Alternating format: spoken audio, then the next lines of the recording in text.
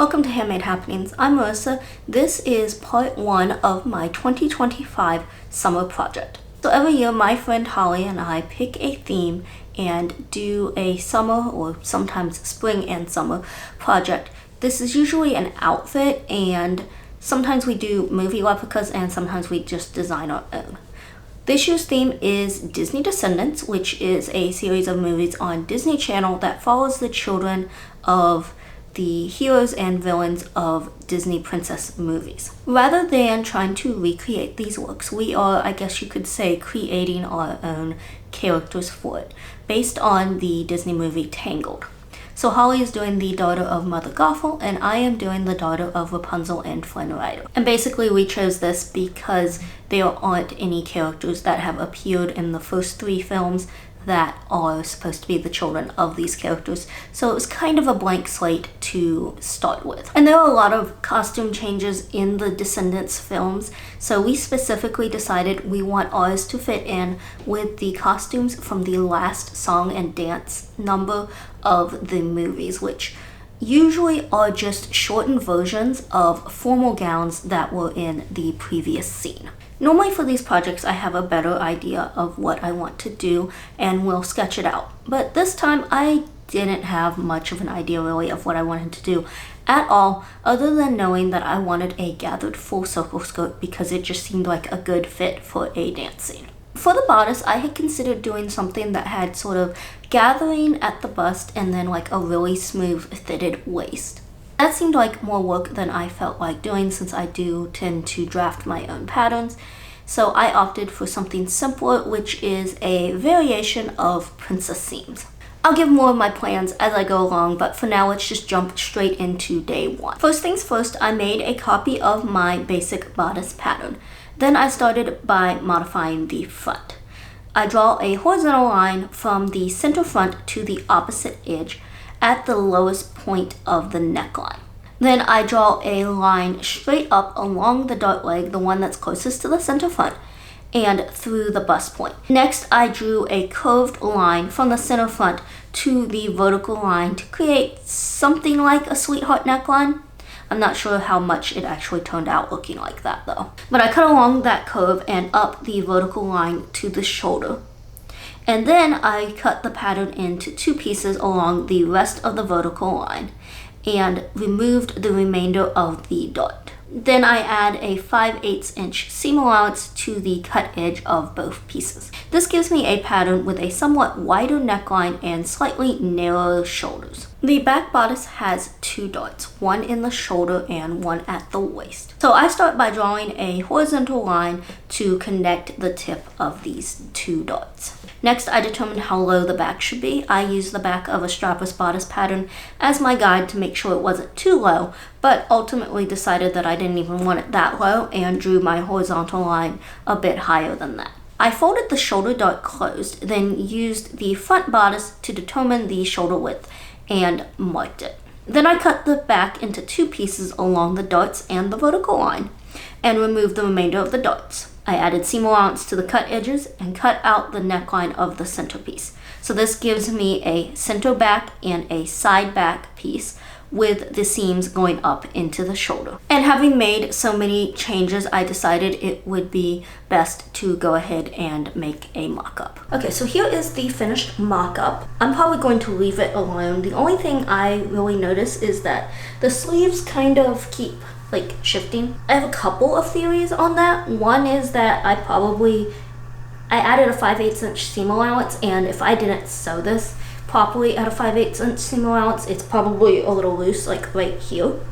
The other thing I've noticed is that like if it's properly like pulled down and sitting in the right spot, it seems to fit better. But if it like rides up is when it kind of loosens here. And my theory is that, obviously the actual dress will have a skirt to it, which will probably weigh it down a little bit more and help keep it in place. But I'm willing to take that chance for several reasons. Like I said, I do theorize that actually having a skirt on it will help, and that my seam allowances probably were not quite as accurately sewn on this. So if I make sure that I'm really accurate on that and maybe even take them in just a little up here. And I am planning on adding some lacing to the back at that center seams.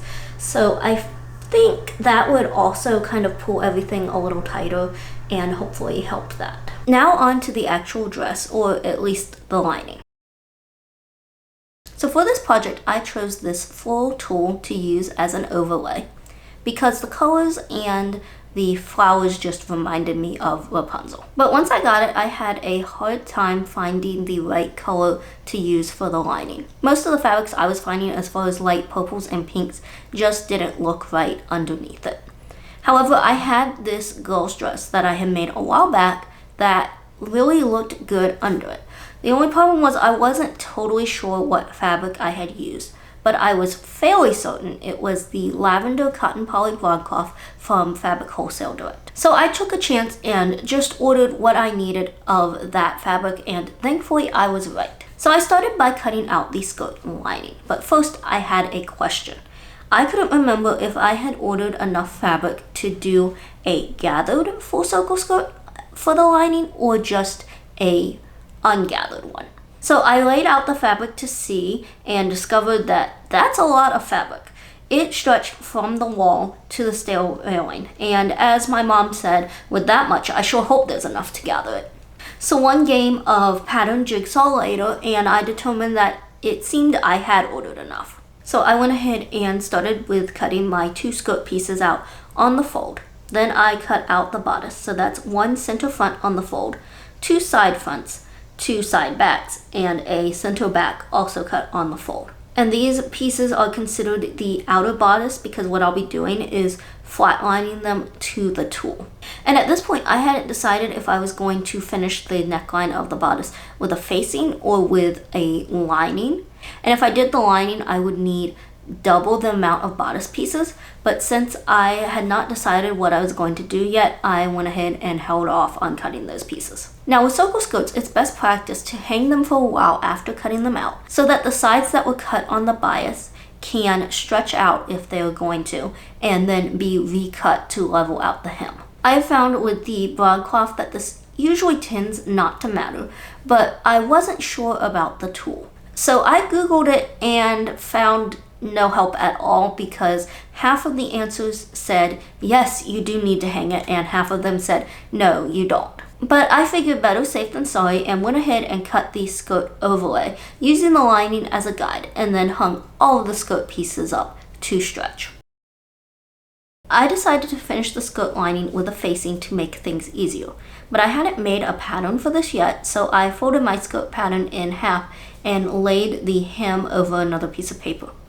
Then I cut along the hem and measured and marked 3 inches from the edge and connected those lines. Now these pieces are going to be sewn together to save fabric.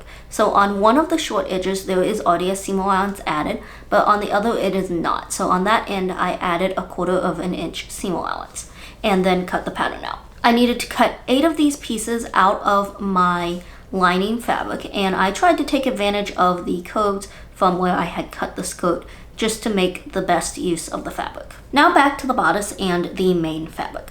I start by flatlining the broadcloth and tool together by placing the broadcloth on the wrong side of the tool and running a basting stitch around the edges. I find it best to do this by hand because for whatever reason for me, I find it turns out better when I do that compared to doing it on the machine. I then cut the pieces out using the lining as my guide. For the assembly, I'm going to start by talking about the back bodice. I'm adding lacing to the back of this dress. What I've started doing on my pattern is I kind of have it marked for 2 different sizes of darts. One is a little smaller, giving just the slightest amount more room in the waist, and then one is tighter. I have found that the tighter waist looks better and does fit, but sometimes just isn't comfortable.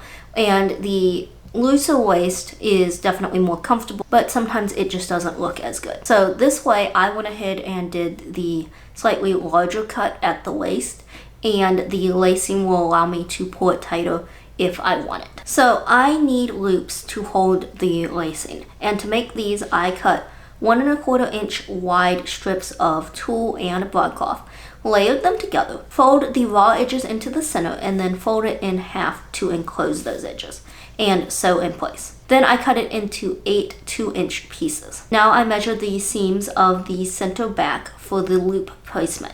I put 1 an inch from the top edge and another an inch from the waist edge.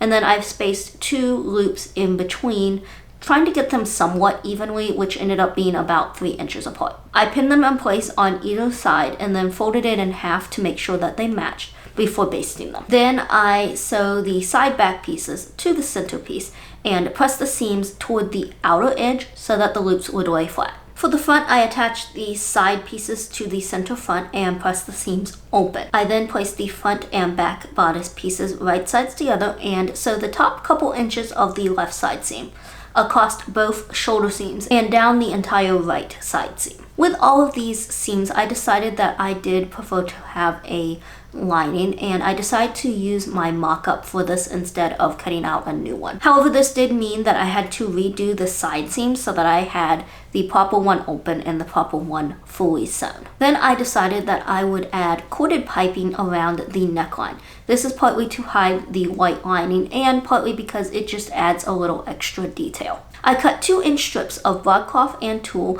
layered them together, and then wrapped them around yarn.